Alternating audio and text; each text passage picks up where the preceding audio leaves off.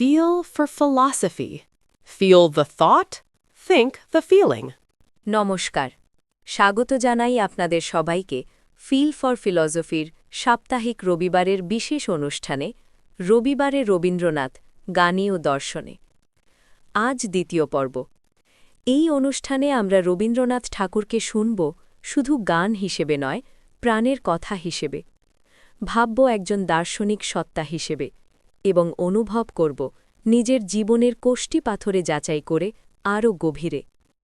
গত পর্বে আমরা শুনেছিলাম বিনয়ের গান, যেখানে মানুষ নিজের অহং ভাঙার প্রার্থনা করে।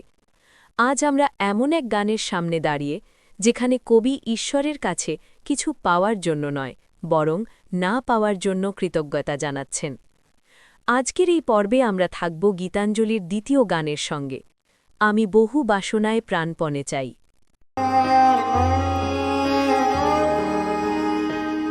আমি বহু বাসনায় প্রাণপণে চাই, বঞ্চিত করে বাঁচালে মোরে।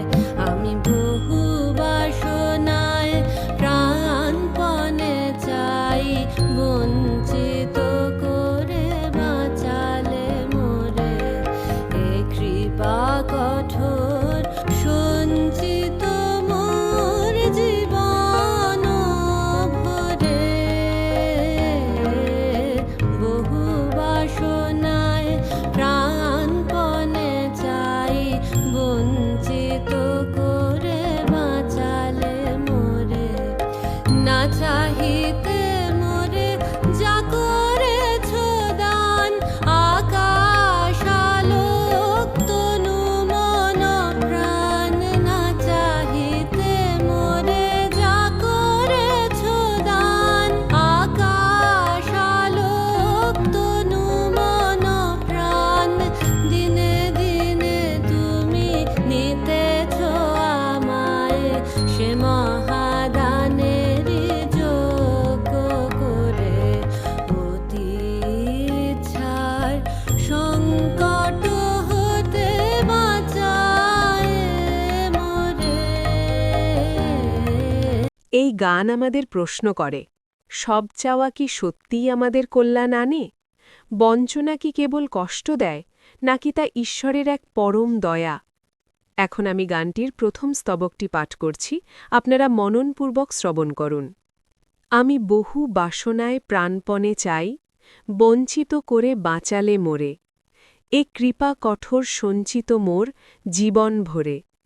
না চাহিতে মোরে যা করেছ দান, আকাশ আলোক তনু মনোপ্রাণ। দিনে দিনে তুমি নিতেছ আমায়, সে মহাদানেরই যোগ্য করে। অতি ইচ্ছার সংকট হতে বাঁচায় মোরে।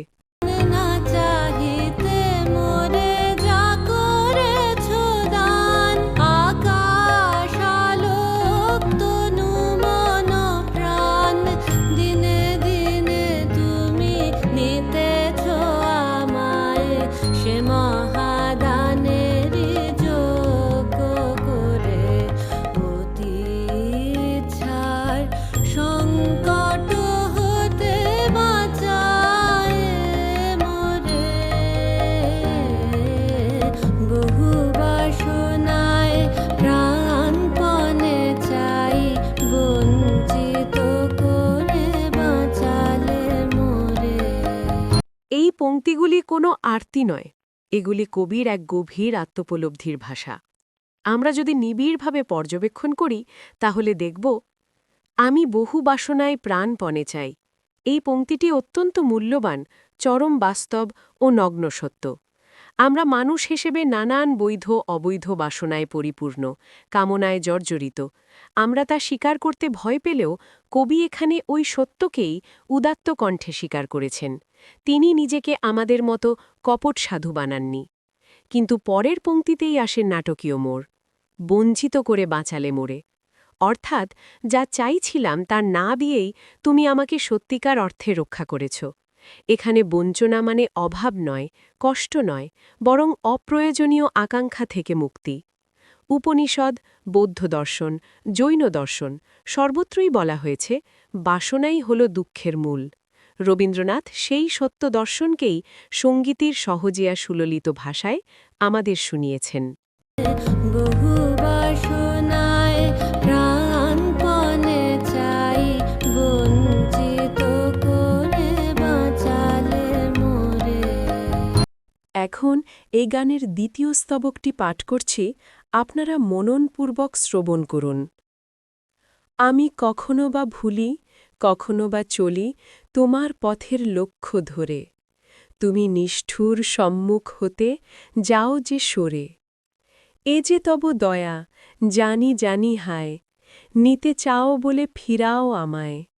পূর্ণ করিয়া লবে এ জীবন, তব মিলনেরই যোগ্য করে, আধা ইচ্ছার সংকট হতে বাঁচায়ে মোরে।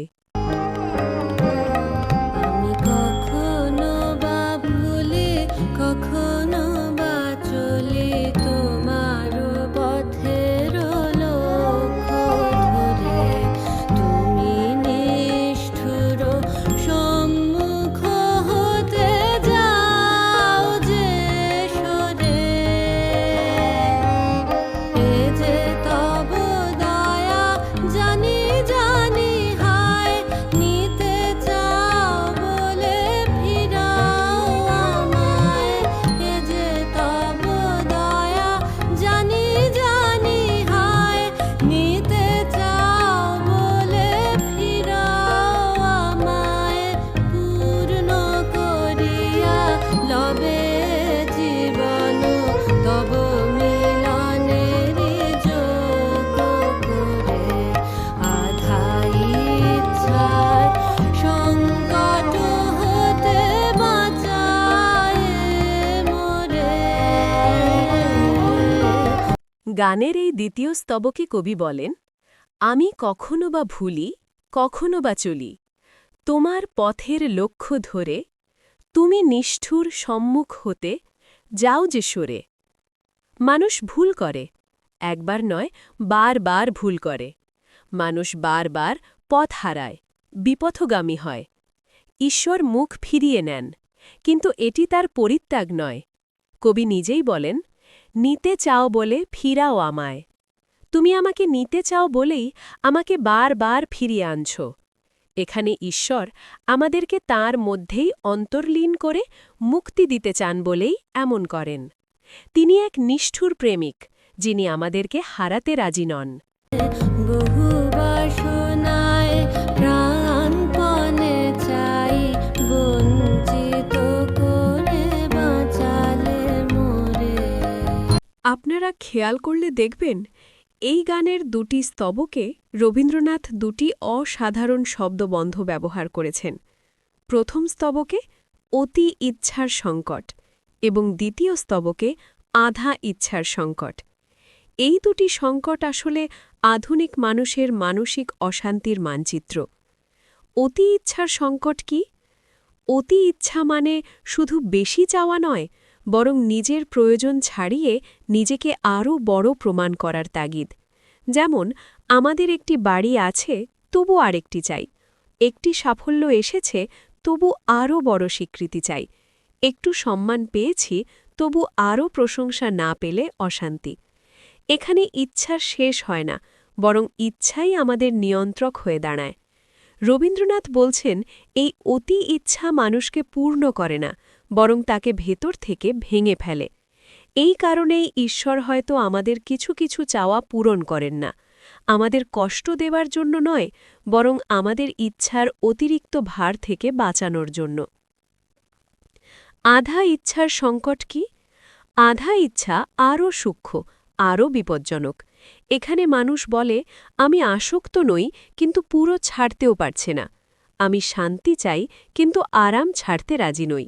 আমি সত্য চাই, কিন্তু মিথ্যার নিরাপত্তাও রাখতে চাই। এটা সেই অবস্থা যেখানে মানুষ দুই নৌকোয় পা দিয়ে দাঁড়িয়ে থাকে। রবীন্দ্রনাথ বলছেন, এই আধা ইচ্ছাই মানুষকে সবচেয়ে বেশি ক্লান্ত করে, কারণ এখানে না পাওয়ার দুঃখ আছে, আবার পুরো ছাড়ার মুক্তিও নেই। না চাহিতে মোরে যা করেছ দান, আকাশ আলোক তনু মন প্রাণ, দিনে দিনে তুমি সে মহাদানের যোগ্য করে অতি ইচ্ছার সংকট হতে বাঁচায় মোরে। এই দুই সংকটের বিপরীতে রবীন্দ্রনাথ যে কথাটি বলেন তা আপাতদৃষ্টিতে খুব কঠিন বলে মনে হলেও আসলে তা সহজ, সরল এবং মুক্তিপ্রদ। তিনি চান সম্পূর্ণতা, হোক তা সম্পূর্ণ পাওয়া অথবা সম্পূর্ণ ছেড়ে দেওয়া। কারণ আধ্যাত্মিক জীবনে সবচেয়ে ভয়ঙ্কর জায়গা হল অর্ধেক চাওয়া, অর্ধেক ছাড়া। এই গানের মূল বার্তাই হল ঈশ্বর আমাদেরকে বাঁচান অতি ইচ্ছার ভার থেকে এবং আধা ইচ্ছার দ্বন্দ্ব থেকে। এটাই রবীন্দ্রনাথের সবচেয়ে শক্তিশালী ও গহীন দর্শন।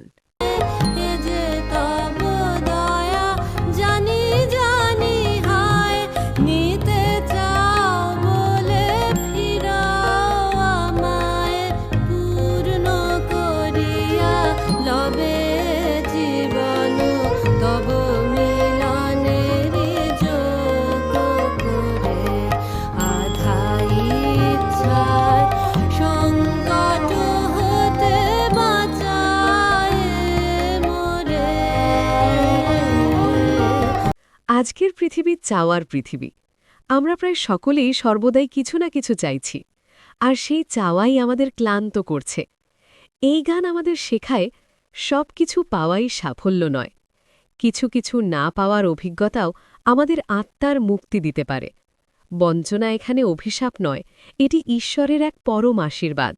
না চাহিতে মোরে যা করেছ দান, আকাশ আলোক তনু মন প্রাণ, দিনে দিনে তুমি নিতেছ আমায়, সে মহাদানের যোগ্য করে অতি ইচ্ছার সংকট হতে বাঁচায় মোরে। বহু বাসনায় প্রাণপণে চাই, বঞ্চিত করে বাঁচালে মোরে। কবিগুরু আমাদের শেখান, ঈশ্বর মানে ইচ্ছে পূরণের যন্ত্র নন, তিনি মানুষের অন্তরের পরিশোধক। আজকের মতো এখানেই থামছি। পরের রবিবার আবার দেখা হবে গীতাঞ্জলির আর একটি গানের সঙ্গে, আরও গভীর দর্শনের পথে। ফিল ফর ফিলসফির পক্ষ থেকে আপনাদের ধন্যবাদ জানাই। রবিবারে রবীন্দ্রনাথ, গানে ও দর্শনে। আমাদের এই অনুষ্ঠানটি ভালো লাগলে চ্যানেলটি সাবস্ক্রাইব করুন, বেশি বেশি শেয়ার করুন, মন্তব্যে লিখুন এই গান আপনাকে কোথায় স্পর্শ করল। নমস্কার।